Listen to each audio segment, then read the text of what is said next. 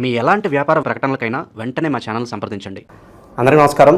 ఈరోజు మనతో పాటు ప్రముఖ ఆధ్యాత్మికవేత్త వేదిక్ యాస్ట్రాలజర్ గోనుగొంట్ల సురేష్ బాబు గారు ఉన్నారు. సో గురువుగారితో మాట్లాడేద్దాం. నమస్కారం గురుగారు. నమస్కారం అండి మణికంఠ గారు. గురుగారు, నవంబర్ మాసం విశేషంగా మేషరాశి వాళ్ళకి ఎలాంటి అదృష్టాన్ని తీసుకురాబోతుంది? ఓవరాల్గా ఈ మాసం అంతా వీళ్ళు ఎలాంటి జాగ్రత్తలు తీసుకుంటే బాగుంటుంది? సో మనం నవంబర్ మంత్ కనుక చూసుకుంటే ఫస్ట్ 20 days ఇది మనకి కార్తీక మాసంతో ఉందండి. ఇందులో కార్తీక మాసం పౌర్ణమి గురించి కానివ్వండి, కార్తీక మాసం రెండిట్లో శివకేశవులకి ఎంతో ప్రీతికరమైన మాసం. రెండోది, కార్తీక మాసంలో ఎక్కువగా కనుక పాశుపత అభిషేకాలు, రుద్రాభిషేకాలు చేయించుకుంటే ఎలాంటి పాతకము ఎలా ఉన్నా కానీ అవన్నీ పటాపంచలే దూరంగా వెళ్ళిపోతారు. ఈ రాశి వాళ్ళకి పర్టికులర్గా చాలా చాలా ముఖ్యం. ఎందుకంటే వీళ్ళు ఏలినాటి యొక్క శని ప్రభావంతో ఉన్నారు. చాలామందికి నాకు ఇంట్రెస్టింగ్ ఏంటంటేనండి, వీళ్ళకి ఏలినాటి శనిలో ఉన్నామని చాలామంది వీళ్ళకి తెలియదు. నాకు లాస్ట్ మంత్ నేను స్పెసిఫిక్గా చెప్పున్నాను ఇది. అంతకుముందు మనం ఉగాది రాశి ఫలాలు ఇవన్నీ చేస్తున్నప్పటికీ మంత్లీ రాశి ఫలాలు కదా వాళ్ళకి తెలిసి ఉంటుంది అన్నట్లు ఎజంప్షన్ నేను ఉన్నాను. కానీ లాస్ట్ మంత్ నేను చాలామందికి చెప్పాను, మేషరాశి వాళ్ళకి ఏలినాటి శని ఉంది. ఈ ఏలినాటి శని ప్రభావంతో ఏదైనా చేస్తే కలిసి రాదు, ధనం ప్రకారంగా లాసులు వస్తాయి, తెలిసిన వాళ్ళు మోసం చేస్తారు, భార్యాభర్తల మధ్య విపరీతమైన గొడవలు వచ్చే అవకాశం ఖచ్చితంగా ఉంటుంది. అయితే ఈ విషయం లాస్ట్ మంత్ చెప్పడంతో చాలామంది నాకు మేషరాశి వాళ్ళు ఫ్రెష్గా కాల్ చేశారు. అవునండి, మీరు చెప్పింది కరెక్ట్ అవుతుందండి. మీరు అందుకని మనకి ఏం చెప్తారండి, పెద్దవాళ్ళు ఎప్పుడూ జాతకాన్ని చూపించుకుంటూ ఉండాలి, రాశి ఫలాలు వింటూ ఉండాలి. ఆల్రెడీ కొంతమంది చేతులు కాల్ చేసుకున్నారు. ఎందుకంటే ఈ 5-6 monthsలోనే రాంగ్ డెసిషన్ తీసేసుకొని శని ప్రభావాన్ని గుర్తించక ఇబ్బందులు పడిపోయి ఉన్నాడు. ఈ మేషరాశి వాళ్ళతో పాటు వాళ్ళ ఇంట్లో ఎవరైనా మీనరాశి వాళ్ళు ఉన్నా, కుంభరాశి వాళ్ళు ఉన్నా, సింహరాశి, ధనుసు రాశి వాళ్ళు ఉంటే ఇంకా చాలా చాలా ప్రాబ్లమ్స్ ఉంటాయి. ఖచ్చితంగా ఈ రాశి వాళ్ళు వాళ్ళ జాతకాన్ని చూపించుకోవాలి, ఇంట్లో వాళ్ళ ఫ్యామిలీ మెంబర్స్ జాతకాలు కూడా చూపించుకోవాలి. ఎవరైనా కనుక సీనియర్ పొజిషన్లో ఉన్న, మిడ్ లెవెల్ మేనేజర్లో ఉన్న, ఫారిన్ లెవెల్ సెటిల్ ఎన్ఆర్ఐలు ఉన్న, వాళ్ళ ఇంట్లో ఈ కాంబినేషన్ ఉన్న రిస్క్ తీసుకోకుండా, ఓకే, చాలామందికి ఆల్రెడీ భార్యాభర్తల మధ్య గొడవలు రావటం, కొంతమంది డైవర్స్ దాకా వెళ్ళిపోవటము, అప్పటిదాకా బాగున్నారు, అప్పటిదాకా చాలా చక్కగా ఉన్నారు, సడన్గా క్రాస్ రిలేషన్షిప్స్ రావటం, థర్డ్ వ్యక్తి వీళ్ళ మధ్యలోకి రావటం, వీళ్ళ మధ్య గొడవలు రావటం, ఇవి చాలామందికి జరిగేసి ఆల్రెడీ బిజినెస్ పీపుల్ అయితే ఆ స్పీడ్లో వెళ్ళిపోయారు, కానీ బ్రేక్ పడిపోయింది. ఇప్పుడు తిరిగి చూసుకుంటే ప్రాబ్లమ్స్ ఫేస్ చేస్తున్నారు. నా వీడియో చూసి అయ్యో మాకు ఏలినాటి శని ఉందని తెలియదండి, ఇప్పుడు తెలుసుకున్నాము, ఇలా ఉన్నారు. అందుకని ఈ రాశి వాళ్ళకి ఏలినాటి శని రాబోయే 7 సంవత్సరాలు ఉంటుంది కాబట్టి ప్రతిసారి చెప్పడం చాలా ఇంపార్టెంట్ నాకు అనిపించి ఈ మంత్ కూడా నేను మళ్ళీ రిపీట్ చేసి చెప్తున్నాను. ఈ రాశి వాళ్ళకి ఏలినాటి శని ప్రభావంతో ఉన్నారు. ఈ ఏలినాటికి సంబంధించిన పరిష్కారాలు అవి చేసుకుంటూ ఉంటే తీవ్రత చాలా తగ్గుతుంది. ఏలినాటి శని బాధలు ప్రతి ఒక్కళ్ళు పడాల్సిందే, అందులో ఎక్సెప్షన్ ఎవరికి ఉండదు. దేవుళ్ళ దగ్గర నుంచి, మనుషుల దగ్గర నుంచి, జ్యోతిషం చెప్పే నాకు కూడా ఏలినాటి శని పాస్ అయ్యంతా తిరిగి వచ్చేసాను కాబట్టి అది అనుభవించాల్సిందే. అయితే మనం చేయాల్సిందల్లా ఏంటంటేనండి, పరిహారాలు చక్కగా చేసుకొని ఆ శని ప్రభావం ఉండటం వల్ల ఆ శనికి తగిన విధంగా మనం ఉండాలి. ఆయనకి ఏం చేస్తే నచ్చుతుంది, ఏం చేస్తే నచ్చదు, ఇవి ముందు పరిహారాలు చేసుకుంటే చక్కగా ఉంటుంది. అందులోని మేషరాశి వాళ్ళు నవంబర్ మంత్ ఇంకా క్రిటికల్ మంత్, చాలా క్రిటికల్ మంత్.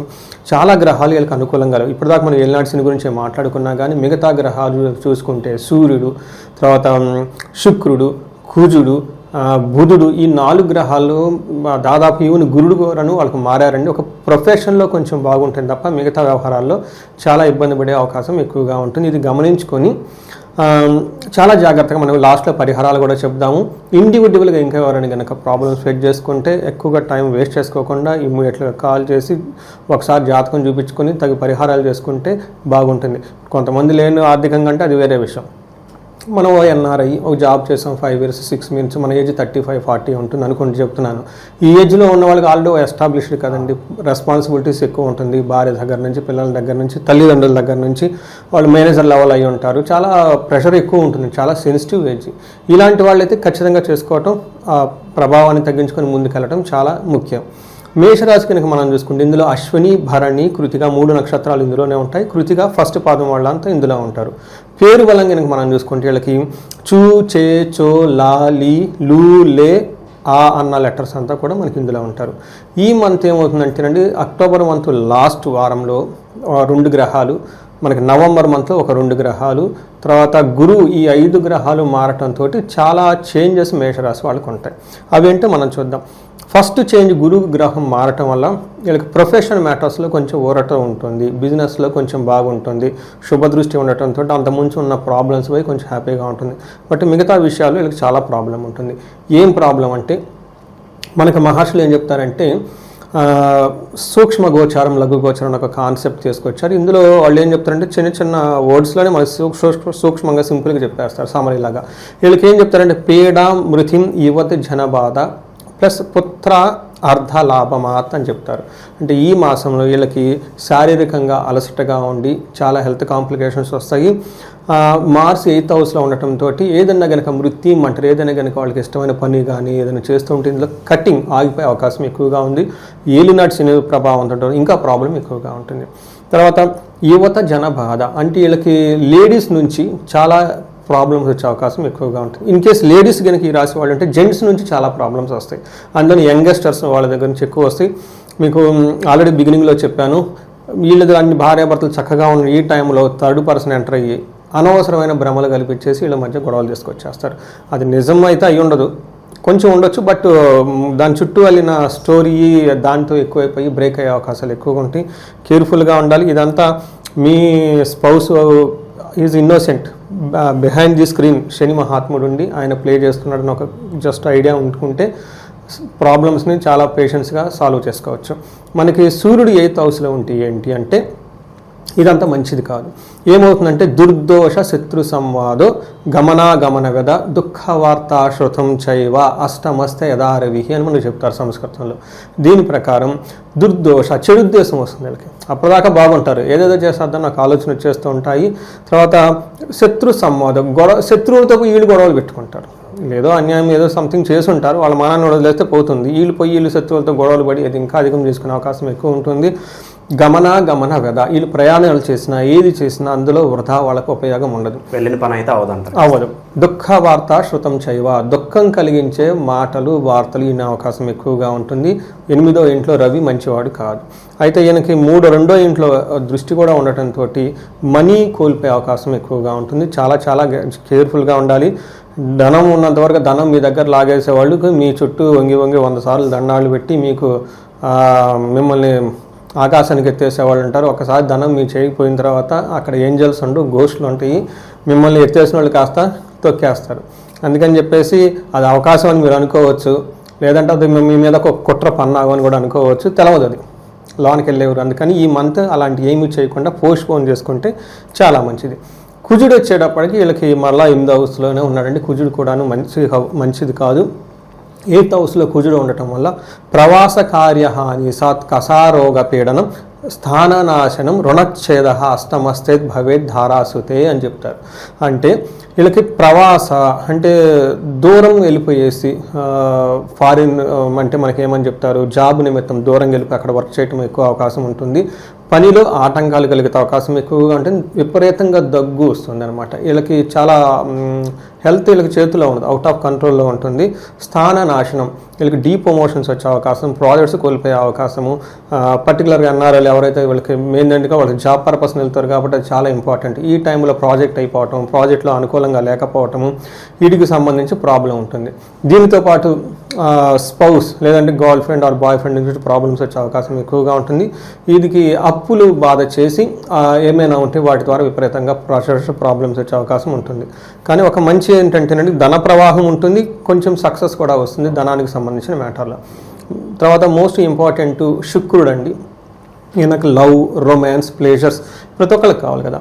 వీళ్ళకి ఏముందంటే ఇలాంటి విషయాల్లో గొడవలు వచ్చే అవకాశం ఎక్కువగా ఉంటుంది. మనకేం చెప్తారంటే కోపస్తదహ భీతి సర్వదా క్లేశ జీవనం అని చెప్తారు. అంతేకాకుండా స్త్రీ జాడ్య మేహరోగాది భృగో సప్తమిగే ఫల అని చెప్తుంటారు. 7వ ఇంట్లో కనుక శుక్రుడు ఉంటే ఏమవుతుందంటే ఎప్పుడు కోపం పడే అవకాశం ఎక్కువగా ఉంటుంది, భయంగా కొలిపే అవకాశం ఎక్కువగా ఉంటుంది. కొంచెం లేడీస్కి సంబంధించిన విషయాల్లో అనవసరమైన మిస్అండర్స్టాండింగ్లు వచ్చి గొడవలు వచ్చే అవకాశం ఎక్కువగా ఉంటుంది. ఇన్ కేస్ లేడీస్ అయితే జెంట్స్ ద్వారా పర్టికులర్గా యంగ్ పీపుల్ ద్వారా వీళ్ళకి ప్రాబ్లమ్స్ వచ్చే అవకాశం ఎక్కువగా ఉంటుంది. కానీ ఓవరాల్గా లవ్, రొమాన్స్ విషయంలో శుక్రుడు అనుకూలతనిస్తూనే ఉంటారు. మనం ఇది మనకి ప్లానెట్ పొజిషన్ బట్టి చూసుకుంటే బుధుడు యోగ్యతను ఇస్తూ ఉన్నాడు, గురువు వచ్చేటప్పటికి ప్రొఫెషన్లో సేఫ్టీని ఇస్తూ ఉన్నారనమాట. గురుగారు విశేషంగా ఈ రాశిలో ఏ నక్షత్రాలు వాళ్ళకు ఉంటాయి, వాళ్ళకి ఈ నెల స్పెసిఫిక్గా ఎలా ఉండబోతుంది? సో నక్షత్రాలు అశ్విని, భరణి, కృతిక 3 నక్షత్రాలు ఇందులో ఉంటాయి. ఇందులో మనకి అంగగోచారం అనే ఒక కాన్సెప్ట్ ఉంటుంది. ఇందులో కొంచెం మనకు ఒక బ్రాడ్ ఐడియా ఉంటుంది నక్షత్రం వైజ్ ఎలా ఉంటుంది అనేది. దీని ప్రకారం కనుక చూసుకుంటే అశ్విని, భరణి, కృతిక 3 నక్షత్రాలకి కామన్గా ఉంది ఏంటండి ధన ప్రవాహం ఆగిపోయి ధనానికి చాలా ఇబ్బంది పడతారు. దీనికి మనకి దరిద్రం అని చెప్తూ ఉంటారు. నెక్స్ట్ రోగము, హెల్త్ కాంప్లికేషన్స్ కూడా ఉంటుంది.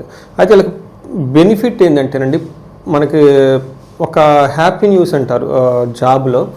తర్వాత రాజ్యలాభం, ప్రమోషన్స్ వచ్చే అవకాశం కూడా ఎక్కువగా ఉంటుంది. అంటే ఉన్న జాబ్ పోయేసి కొత్త జాబ్ మంచిది వచ్చే అవకాశం ఎక్కువగా ఉంటుంది. ఓవరాల్గా లాభప్రదంగా కూడా ఉంటుంది. అంటే మనకి ఏమవుతుందంటే వీళ్ళకి ఛాలెంజెస్ ప్లస్ ఆపర్చునిటీస్ నక్షత్రాల ప్రకారంగా చూసుకుంటే చాలా ఈక్వల్గా ఉన్నాయి. అశ్విని వాళ్ళకి, భరణి వాళ్ళకి, కృతిక ఫస్ట్ రక్షణ వాళ్ళకి ప్రొఫెషన్లో ఒక గ్రోత్, ఒక సేఫ్టీ ఉంటుంది. హెల్త్ విషయంలో కాంప్లికేషన్స్ ఉంటాయి. తర్వాత ఫైనాన్షియల్గా బాగా ఇబ్బంది పడిపోతూ ఉంటారు. అతిగా భయపడే సిచ్యువేషన్స్ కూడా వీళ్ళకి చుట్టూ ఉంటాయి. సో అశ్విని వాళ్ళకి గాయాలయ్యే అవకాశం ఎక్కువగా ఉంటుంది.